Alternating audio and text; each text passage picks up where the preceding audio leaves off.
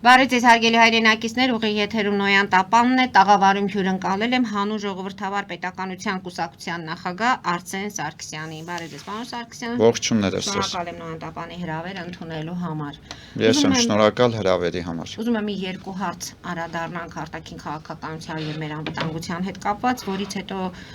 արցախցիների թեման,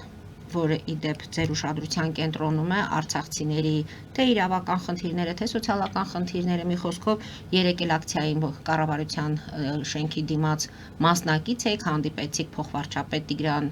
Խաչատրյանի օգնականի հետ, մի խոսքով աշխատակազմի ղեկավարի մի խոսքով այդ ամենին էլ կփորձենք այսօր մեր ուղիղ եթերի ընթացքում անդրադառնալ։ Հարցս հետևյալն է. Ադրբեջանի պաշտպանության նախարարությունը շարունակում է ապատեղեկատվություն տարածել, իբր մենք գտակոծում ենք իրենց դիրքերը եւ այսօր էլ եւ դրանից առաջ 9 անգամ էլ այդ ապատեղեկատվությունը պաշտոնապես Երևանը հերքեց, պաշտպանության նախարարությունը հերքեց, որից հետո արտգործնախարարությունը այդ հերքեց այդ տեղեկատվությունը վարչապետի աշխատակազմը, ընդ որում աշխատակազմի հայտարարության մեջ ուշագրավ էր, որ Հայաստանի Հանրապետության բանակը հրադադարի ռեժիմի խախտման պատճառ կամ հրահանգ չունի։ Հարցս հետևյալն է. եթե մենք գնում ենք, ինչպես մարտի 13-ին հայտարարեցին, որ արդեն խաղաղության պայմանագրի տեքստը համաձայնեցված է, եթե այդ փուլում ենք հայտնվել, ինչու է Բաքուն սրում իրավիճակը։ Ներողություն, եկեք հիշենք այս թեմային բազմիցս եմ անդրադարձել, ոչ միայն ձեզ հեռուստաընկերության եթերներում, այլ նաև իմ Facebook-յան պաշտոնական էջով։ Եկեք հիշենք 2021 թվականի ապրիլ-մայիս ամիսներին, հիշենք 2022 թվականի միջ սեպտեմբերյան ագրեսիան, 2022 թվականի սեպտեմբերի 13-ը, նմանատիպ fake news-եր տարածելով, աղբը նետելով սոցմեդիա հարթակ, նախ ամենակարևորի մասին, սոցմեդիա հարթակը այսօրվա դրությամբ 21-րդ դարում միջուկային զենքից հետո համարվում է ամենագերհզոր զենքը երկրորդ տեղում։ Իսկ եթե մենք ճիշտ համախմբված կարողանանք այդ սոցմեդիա հարթակը օգտագործենք ի բարօրություն մեր ազգի եւ պետության բարօրության, կհասնենք հակառակորդին թշնամուն ծնկի բերելով։ Բայց ցավոք սրտի այսօրվա դրությամբ մենք բոլորս ենք տեսնում տարբեր սոցմեդիա հարթակներ զբաղված են ավելի շատ տարբեր քաղաքական ուժերի ռեյտինգը, PR-ը ապահովելով կամ իրար վրա թշնամանք ատելություն, այսպես ասած, քարոզ տանելով։ Մեր քաղաքական ուժը լինելով որպես այլընտրանքային հայամետ, պետականամետ եւ արևմտամետ քաղաքական ուժ, բազմիցս արդեն հանդես ենք եկել հայտարարությամբ, որ թշնամանք եւ ատելությանը հարկավոր է վերջ դնել եւ ամենակարևորը դիվանագիտությունը բարդ գիտություն է, դիվանագիտությամբ կարելի է ճիշտ մարտահրավերների դեմ պայքար մղելու դեպքում կարող ենք հասնել հստակ արդյունքների եւ հաջողությունների, բայց այսօրվա դրությամբ ոչ թե մենք տվյալ պարագայում զենքի ուժն է կարևոր, ուժն է ծնում հաղթանակ, բայց տվյալ պարագայում 21-րդ դարում հակառակորդի թշնամու ցանկացած թշնամու հետ պետք է խոսել իր լեզվով։ Եթե թշնամին այսօրվա դրությամբ 4 օր շարունակ անընդմեջ Հայաստանի Հանրապետության վարչապետի աշխատակազմը նաեւ հայտարարել էր, որ եկեք ստեղծենք մի կառույց, որտեղ որ կքննարկվեն բոլոր հրադադարների խախտման համապատասխան այդ փաստերը, փաստահավաք իրականացնենք, բայց Ադրբեջանը մերժել է։ Ինչու է մերժել, որովհետև շատ լավ կարողանալով աշխարհին ցույց տալ, որ ինքը համաձայն է ճակերտավոր խաղաղության է ուզում գնալ, բայց ցավոք սրտի այս 4 օր շարունակ անընդմեջ fake news-ը տարածելով եւ ցեղ շպրտելով Հայաստանի Հանրապետության հասցեին, փաստում է մեկ բանի մասին, որ նա չի ցանկանում խաղաղության։ Այդպիսի փաստաթուղթ մենք իրականատես եղանք նոյեմբերի 9-ի փաստաթուղթը Ռուսաստանի որպես գլխավոր միջնորդ պատասխանատու, բայց ցավոք սրտի նոյեմբերի 9-ի որևիցե կետ չի կատարվել, բայց թե Լավրովը, թե Ռուսաստանի Դաշնությունը, թե Հական Ֆիդանը, Թուրքիայի արտգործնախարարը, ինչպես նաև բռնապետ եւ օկուպանտ Հայաստանի Հանրապետության ինքնիշխան սուվերեն տարածքային ամբողջականությունը օկուպացրած Ադրբեջանի հեքիաթ ասած Հիկմետ Հաջիևը անընդմեջ խոսում են ճակերտավոր Զանգեզուրյան միջանցքից բայց ցավոք սրտի մենք պետքա հստակ հասկանանք մի կարևոր փաստի մասին թշնամու հետ հարկավոր է խոսել իր իսկ լեզվով ճիշտ դիվանագիտություն ապա տեղեկատվության դեմ հարկավոր է հավաքել բոլոր փաստերը ինչպես որ ինքն է աղաղակում միջազգային բոլոր կառույցներին այդ փաստերը հրամցնելով միջազգային բոլոր արտաքին դիվանագիտական օղակներին ինչպես նաև անհապաղ կազմակերպել արտակարգ լսումներ եւ հրավիրել բոլոր ժողովրդավար երկրների ԵՄ-ի, ԱՄՆ-ի, Ֆրանսիայի, Կանադայի բոլոր մնացած այլ բացի Ռուսաստանի Դաշնության դեսպանից, քանի որ նրանք իրար հետ գործընկերներ են 2011 թվականից ի վեր հարձակողական զենքեր է վաճառել Ռուսաստանի Դաշնությունը Ադրբեջանին, նրա հետ խոսել իր իսկ, այսպես ասած, ցույց տալ, որ իր գործընկերը, ում որ հետ բիզնես է արել, անիմաստ է։ Պետք է հրավիրել բոլոր ժողովրդավարական երկրների դեսպաններին եւ նաեւ հրավիրել արտաքին քաղաքական ԵԽԽՎ-ից, ԵՄ-ից, բոլոր միջազգային կառույցներից, Նյու Յորքի ՄԱԿ-ի գլխավոր անսամբլեայից եւ պաշտոնական գրություն ուղարկել Նյու Յորքի ՄԱԿ-ի գլխավոր 79-րդ անսամբլեայի նախագահին եւ տվյալ փառագայում խոսել այն փաստի մասին, որ Ադրբեջանը ոչ թե գնում է խաղաղության, այլ նա պատրաստվում է ինչ որ 2021 թվականին, 2022 թվականին fake news-եր տարածելուց հետո սկսեց ագրեսիա իրականացնել Հայաստանի Հանրապետության ինքնիշխան սուվերեն տարածքային ամբողջականության դեմ, օկուպացնելով թե Սյունիքի հատվածում, թե Ջերմուկի, ինչպես նաև Գեղարքունիքի հատվածում։ Եվ մինչ օրս, քանի դեռ թշնամին Ադրբեջանի օկուպանտները դուրս չեն եկել օկուպացված Հայաստանի Հանրապետության տարածքից, հրաժարվել միջազգային հայցերից, հրաժարվել տվյալ պարագայում գնալ իր պահանջով սահմանադրության փոփոխմանը Ադրբեջանի բռնապետ Ալիևյան պահանջներով սահմանադրության փոփոխմանը եւ ԵՄ դիտորդները, որոնք որ 24 ժամ շարունակ իրենց բարեխղճորեն դիտորդական առաքելությունն են իրականացնում Հայաստանի Հանրապետության տարբեր հատվածներում, դա աբսուրդի ժանրից է հրաժարվել այդ ամենից։ Ու ամենակարևորը ներողություն, միջազգային հայցերից հրաժարումը դա ուղղակի, չգիտեմ ինչ անվանեմ, միջազգային հայցերի միջոցով մենք ուղղակի կարող ենք, դա մեր հաղթաթուղթն է եւ ամենակարևորագույն դիվանագիտական գործիքն է,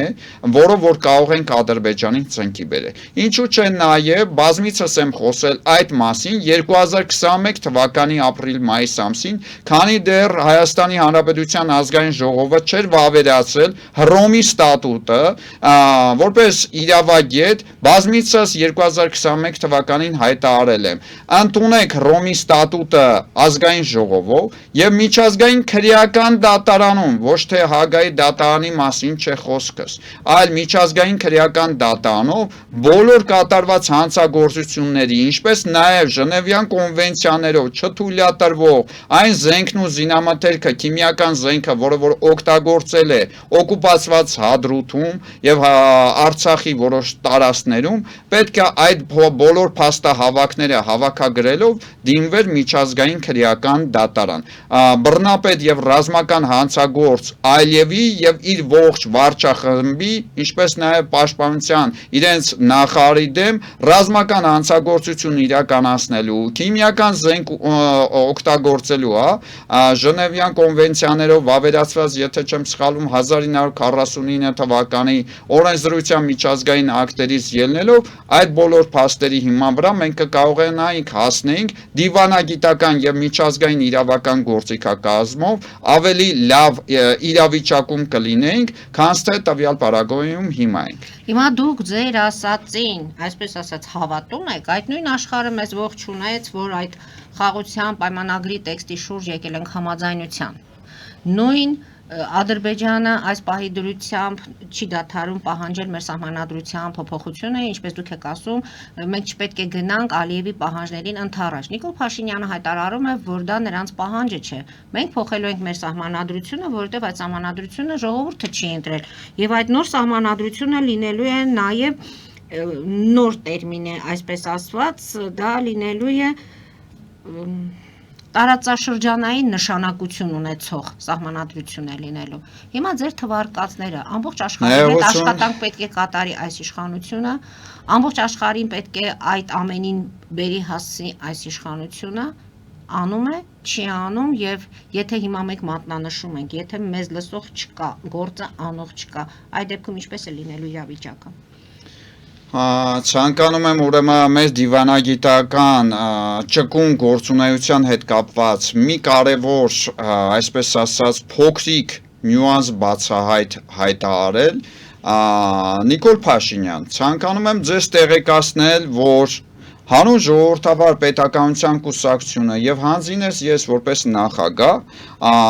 Ադրբեջանի կողմից կատարված հանցագործությունների Հայաստանի Հանրապետության ինքնիշխան սուվերեն տարածքային ամբողջականության օկուպացիայի, ինչպես նաեւ բոլոր գերիների հետ կապված Նյու Յորքում ՄԱԿ-ի գլխավոր ասամբլեայի 79-րդ հարգարժան նախագահ Ֆիլիմոն Յանգին պաշտոնական գրություն ենք ուղարկել եւ ստացել ենք որ այն արդեն ուսումնասիրվում է եւ տվյալ պարագայում ձեզ հարկ եղած դեպքում կհրավիրենք Նյու Յորք այդ ձեր ուղված զեկույցի հետ կապված լսելու եւ քննարկումների կամ ամենակարևորին ոչ միայն ուղարկել ենք վարչապետին են հրավիրելու իհարկե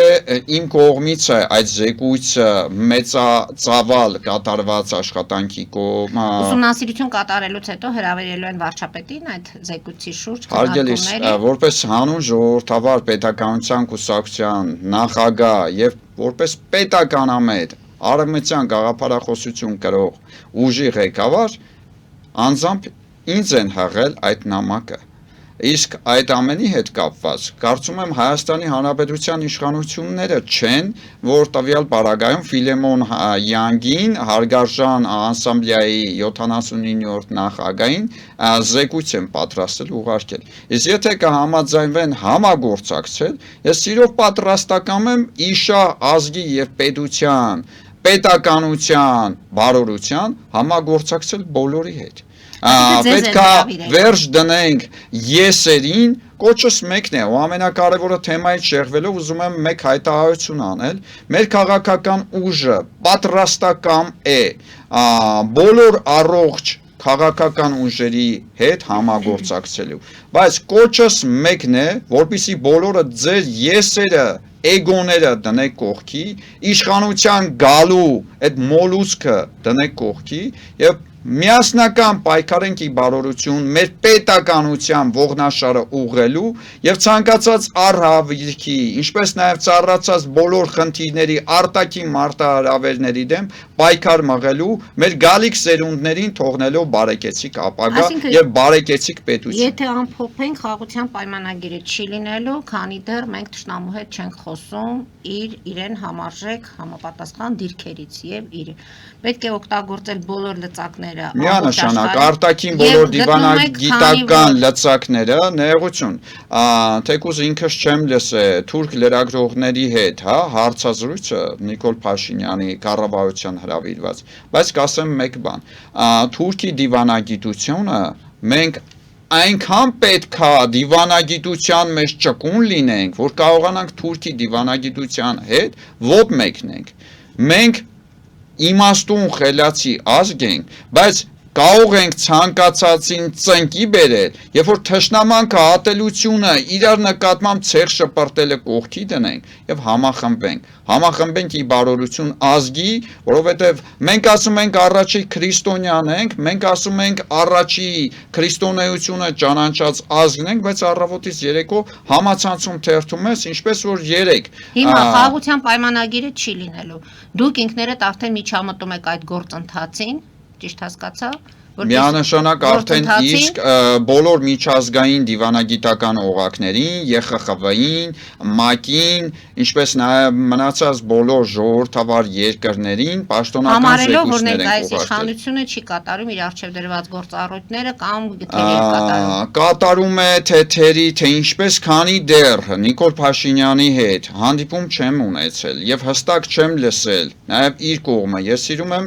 որպես իրավագետ լսել գրքի երկու երեսը եւ հասկանալ, թե ինքը ինչ է բանակցում, այն 13 կետերի մեջ ինչ է պարունակում, ամենակարևորի մասին չմոռանամ հիշեցնել։ Ուզում եմ դիմել Նիկոլ Փաշինյանին։ Դուք ասում եք, որ ժողովրդի քվեով եք ընտրվել։ Դուք ասում եք, որ տվյալ պարագայում ժողովուրդն է ինձ ընտրել։ Ուրեմն որպես ժողովրդի մասնիկ կոչս մեկն է, հրապարակեք խաղաղության պայմանագրի բոլոր կետերը, որպես Հայաստանի Հանրապետության քաղաքացի, որպես քաղաքական ուժի ղեկավար տեղեկանանք այդ բոլոր կետերի մասին, հասկանանք ինչ խաղաղության պայմանագրի կետերով եք դուք պատրաստում այդ պայմանագրի։ Արեն Սիմոնյանն ասում էր, երբ հարմար կլինի, մենք այդ մասին կտեղեկացնենք եւ կհրապարակենք։ Նեղություն, ուրեմն նոյեմբերի 9-ի պայմանագիր մենք արդեն տեսել ենք, հա, նոյեմբերի 9-ի փաստաթուղթը 1000 ներողություն հարգելով ձեր հեռուստաընկերությունը ձեզ, բայց նոյեմբերի 9-ի փաստաթուղթը ես համարում եմ զուգանի թուղթ։ Եթե տվյալ պարագայում Լավրովը պարտադրում է մեզ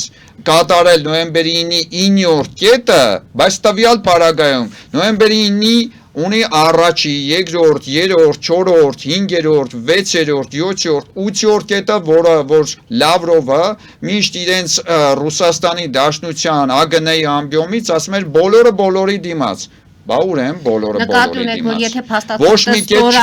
չկատարվեց, միջազգային դիվանագիտական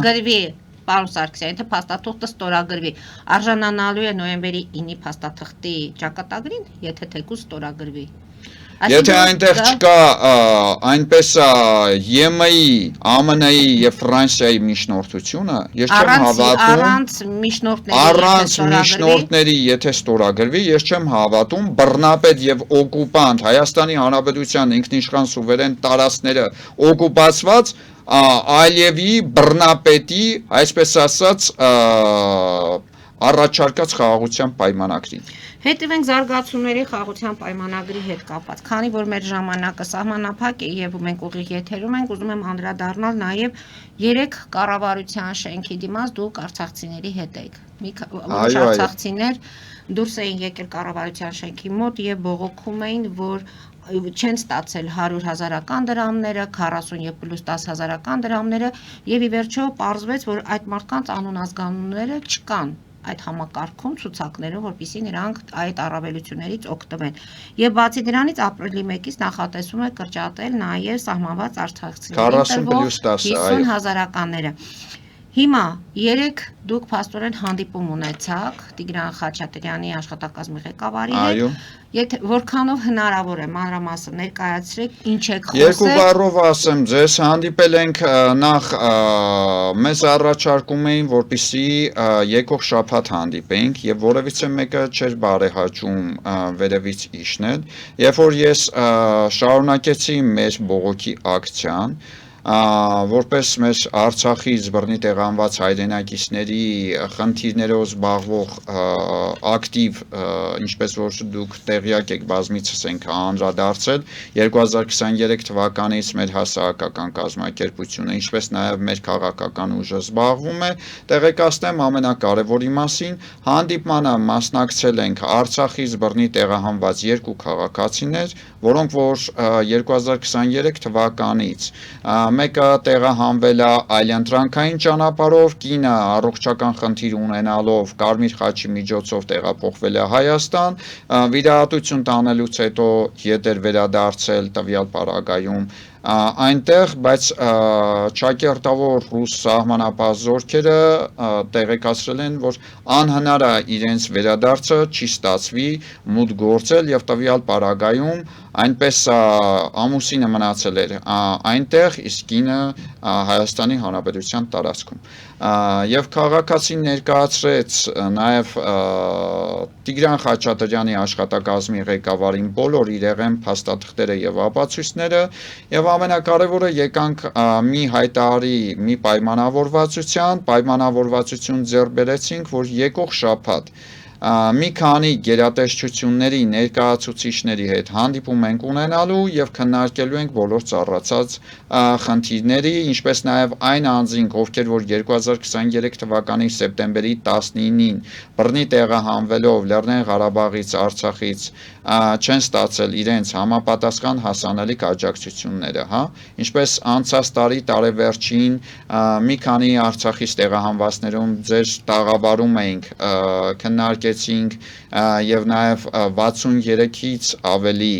դիմումներ է հավաքագրվել, ինչպես 3 ակցիայի ժամանակ ներկայացրեցի, այդ անձանց հետ կապված ձևավորելու ենք խմբեր, տարբեր առանձին խմբերով, մեկը չի ստացել 100,000-ը, կփորձեն այդ մարդկանց խնդիրը։ Գուցե նրանք, ովքեր չեն ստացել ընդհանրապես, այստեղից մի հեռախոսահամար թողնենք, պարոն Սարգսյան, լսելով մեր հաղորդումը, գուցե կլինեն մարդիկ, որ եւս կփորձեն ձեր աջակցությունից օգտվել։ Սիրով խնդիր չեմ տեսնում։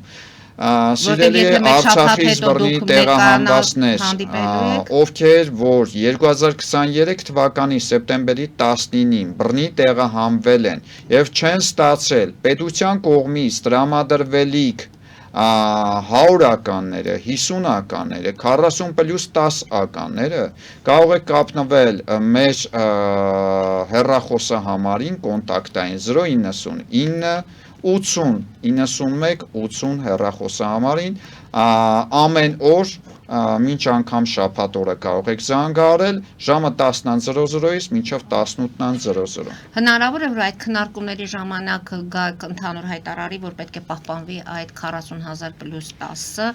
որովհետև բազմաթիվ ընտանիքներ ահազանգեցին, որ այդ գումարը չստանալու դեպքում իրենք կմնան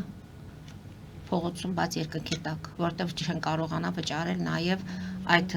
տան հետ կապված իրենց Տեղեկացնեմ, որ 2023 թվականից մինչ այսօր զբաղվելով Արցախից բռնի տեղահանվածների խնդիրների հետ կապված, այսօր արդեն թիվը մեր հաշվարկով 5663 դիմում ենք ստացել, մոտ 5600-ին այնպես մինչ անցած տարվա տարեվերջ տրվել են լուծումներ, իսկ 63-ը, որոնք որ վերջերս տեղի ունեցավ հանդիպում այգում բաց երկնքի տակ, իրենց դիմումները գրելով հանձնեցին մեզ, միայն այդ անձինք են, որոնք որ չեն ստացել, բայց նաև այն անձինք, ովքեր որ ստանում են եւ հնարավոր է չկարողանան էլ ստանալ, մտավախություն ունեն եւ զանգահարել են մեզ, փորձել են ինձ հետ հեռախոսակապի դուրս գալ, վստահելով, քանի որ ակտիվ համագործակցելով իրենց հետ իրենց խնդիրներին լուծում ենք տրվել, այդ իսկ պատճառով ցանկանում էին նաև հանդիպում կազմակերպել, որպեսզի լսեի իրենց մտավախությունները եւ բարձրաձայնեին իրենց մտավախությունների, դժգոհությունների տարբեր հարցերի հետ կապված։ Եթե դուք հանդիպումը ունենաք եւ այդ հանդիպումից հետո չստանաք ձեր ցանկալի արդյունքը, հաջորդ քայլերը որոնք են լինելու։ Միանշանակ այն երեկվա ճկուն դիվանագիտությունը, որը որ երեք իրականացրեցի։ Ես հասկացել եմ մեկ պարզ բան, գնալ ասել, «Էս ինչը դու դավաճան ես, դու սենց ես, դու ունեց ես», նեղություն, այդ ժամանակները անցել են։ Եթե ցանկանում ես հասնել որևիցե խնդրի լուծմանը, հարկավոր է տվյալ պարագայում ճիշտ ճկուն դիվանագիտություն իրականացնել։ Նորից եմ կրկնում, դիվանագիտությունը դա բարդ գիտություն է։ Ցանկացած պատերազմում լինի, թե խաղաղ պայմանում լինի, ցանկացած ճկուն դիվանագիտության դեպքում դու կարող ես ցանկացած հակառակորդ գործընկերոջը այնպես անել, որ քեզ հետ համագործակցի եւ քեզ հետ հաշվի նստի, քեզ հարգելով եւ հարգելով քո վարած քաղաքականությունը։ Վստահ եք խոսում, պարոն Սարգսյան, կհետևենք նաեւ այդ զարգացումներին, կարծում եմ մենք հնարավորություն կունենանք այստեղ հանդիպելու եւ հանդիպումից հետո արդյունքների մասին խոսելու եւ քննարկելու։ Տիգրան Ուլուբաբյան, Արցախցի, քանի որ արցախցիների մասին ենք խոսում եւ բոլորի հոգսերից կարծես թե դուք բոլորի հոգսերից Դեպքի հետ կապված տեղեկացել եմ 3 առավոտյան Տիգրան Արցախից տեղահանվածներից ինձ տեսանյութը ուղարկեցին եւ տեսանյութը տեղադրելով իմ Facebook-յան անձնական էջում, քանի դեռ չէի հասցրել տեղադրել պաշտոնական էջում, այնպեսա նամակով ստացա Տիգրանի հեռախոսահամարը։ Նախ տեղեկացա, որ Տիգրանի եղբայրը հանդիսանում է պատերազմի անմահացած հերոս, Տիգրանը չունենալով ընտանիք, երկկողմանի ծնողազուրկ, ապրում է միայնակ։ Եվ երկար հեռախոսազրույց ունենալուց հետո տեղեկացա բոլոր մանրամասների հետ կապված եւ խնդրեցի իրեն Երևան գալուն պես մոտենա եւ միասնին նստենք զրուցենք եւ խնդրել եմ, որպեսզի բոլոր այն փաստաթղթերը, ինչպես նաեւ դատափորձաքննության փաստաթղթերը բերի եւ դրա հիման վրա պաշտոնական գրությամբ հրատապ կարգով կկազմակերպենք եւ կդիմենք գլխավոր դատախազին, մարդու իրավունքների պաշտպանին, ինչպես նաեւ այդ հարցի հետ կապված առավոտյան հենց այդ օրը նշել եմ հարգարժան նախարարին, որպեսզի այնպես հասկանանք ինչ է մեկնաբանելու եւ ԶԼՄ-ով ինչ է արձագանքելու, քանի որ երեք նաեւ քայլերթ ենք իրականացրել մինչև անգամ ԵՄ դեսպանատան դիմաց, այդ իսկ պատճառով գերհոգնածության պատճառով չեմ հասրել դիտել լրատվական դաշտը, ՆԳՆ նախարար Արփինե Սարգսյանը անդրադարձել է այդ դեպքին թե ոչ, չունենալով հստակ որևիցե ինֆորմացիա չեմ կարող այսպես ասած։ Ես կարող եմ ասել, որ փաստաբան Ռոման Երիցյանը գրել էր, որ Տիգրանի կողքին է ամբողջ Արցախը, նա միայնակ չէ եւ այսօր 19:30 Մամիկոնյաց տեղեկացված եմ, Տիգրանից տեղեկացրել է դրա մասին։ Ցույց է լինելու, որպեսզի ցույց տան, որ Տիգրանը մենակ չէ։ Սա արցախցիների հետ կապված։ Փաստորեն, եթե ամփոփենք, պարոն Սարգսյան, ինչքան էլ փորձում ենք մեր երկրի անվտանգության խնդիրների մասին խոսել Հայաստանի ներքաղաքական իրավիճակի հետ կապված, արցախցիների թեման որքան էլ փորձում ենք, մենք չենք փորձում, մարդիկ կան, որ փորձում են ստվերում պահել եւ օրերս Արսեն Թորոսյանը Պետրոս Ղազարյանի հյուրն էր եւ խոսեցին, որ խաղաղության պայմանագրի մասին, արցախցիների մասին խաղաղության պայմանագրում կետ չկա։ Եվ պարոն Թորոսյանը հայտարարեց, որ դա մենք խոսում ենք այս պայմանությամբ Ադրբեջանի եւ Հայաստանի մասին։ Իսկ արցախցիների մասին այսօր այդ օրակարգում փաստորեն արցախցիների թեման դեռ չի արծածում, բայց որ նրանք ետ վերադառնան եւ ապրեն Ադրբեջանի կազմում, իրենք դեմ են։ Նկատի ունեմ արցախցիների թեման ձեզ համար շատ հոգեհարազատ է, Արցախի թեման հոգեհարազատ է։ Իմ համար չկա արցախցի, հայաստանցի, քանի որ ես ինքս լինելով Հայաստանի Հանրապետության ՀՀ քաղաքացի 2002-2004 թվականներին ծառայել եմ Արցախում, ինձ համար չկա Արցախի հող, Հայաստանի հող։ Ինձ համար ցանկացած հող սրբություն է, որի համար թափվել են մեր եղբայրների, մեր նախահայրերի, մեր պապերի, մեր 18-20 տարեկան երեխաների, որոնց որ մեկին սպասում էր իր սիրած աղջիկը, մեկին սպասում էր իր նոր ծնվող երեխան, մյուսին սպասում էր իր մայրը, որի մինուճարն էր, հա, տվյալ պարագայում այդ հողի համար մենք բազմաթիվ տասնյակ տարիներ շարունակ արյուն ենք թափել, թեկուզ խաղաղ ժամանակ, ոչ քառօրյա, ոչ 44 օրյա պատերազմում, այլ նաև խաղաղ պայմաններում բազմաթիվ թշնամու կրակոցներից զոհեր ենք ունեցել։ Եվ այդ ամեն ինչից ելնելով ինձ համար ցանկացած հայի թափված արյան համար հողը սրբություն է։ Արսեն Թորոսյանն ասում է, որ մենք խաղաղություն ենք ուզում կառուցել եւ ոչ թե կոնֆլիկտը հարատև շարունակել։ Ներողություն գտնելու այդ թշնամական էջը շրջելու։ Ներողություն, փաստենք ամենակարևորի մասին, Արցախի, Լեռնային Ղարաբաղի հարցի լուծումը համար 1, թե տվյալ պարագայում Կոսովոյի, թե տվյալ պարագայում պատմական իրավական փաստերով, բաց այդ հայտարարում եմ, մեր քաղաքական ուժը իշխանության գալու դեպքում ամեն ինչ անելու է դիվանագիտական ճկուն առանց ցնցումների, հասնելու այն հարցի լուծմանը, որպեսզի Արցախից բռնի տեղահանված մեր քույրերն ու եղբայրները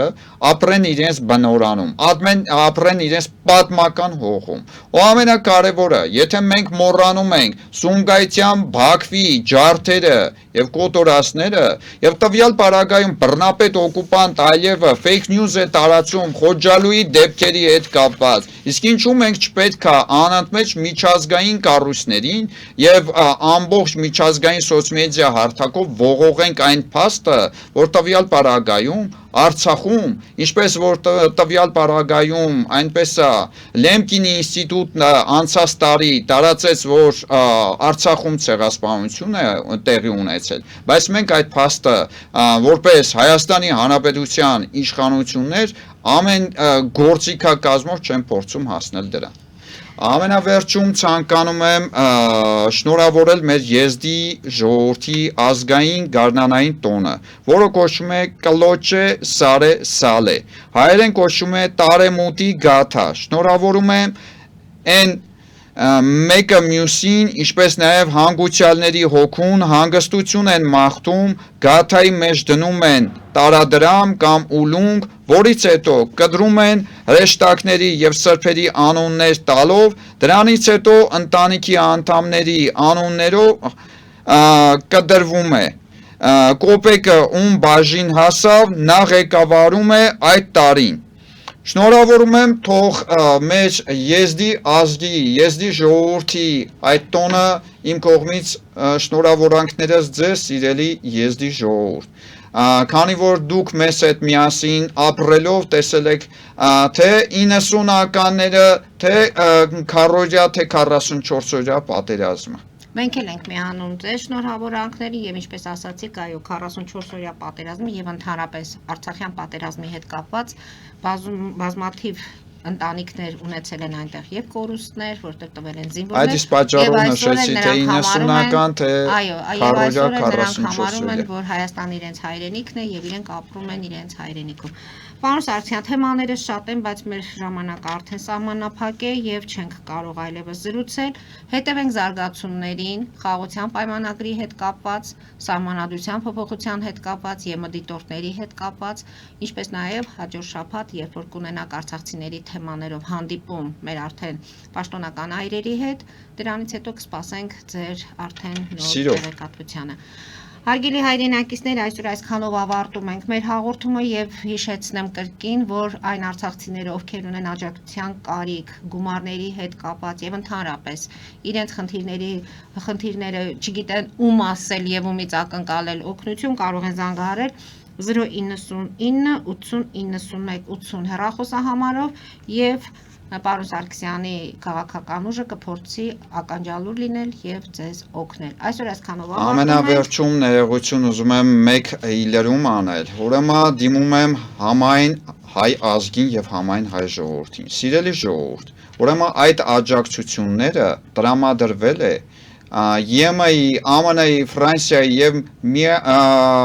մնացած բոլոր երկրների կողմից, հա, երբ որ ասում եք դա պետության բյուջեից է եւ ասում եք սկսում եք վիրավորել մեկը մյուսին, հարիր չէ հային։ Մենք մեկ ազգ ենք, չկան սևեր ու սպիտակներ, չկա արցախցի, հայաստանցի։ Ու ամենակարևորը այն Արցախից տեղահանվածները, որոնք որ փորձում են կապել, հա դու Նիկոլական ես,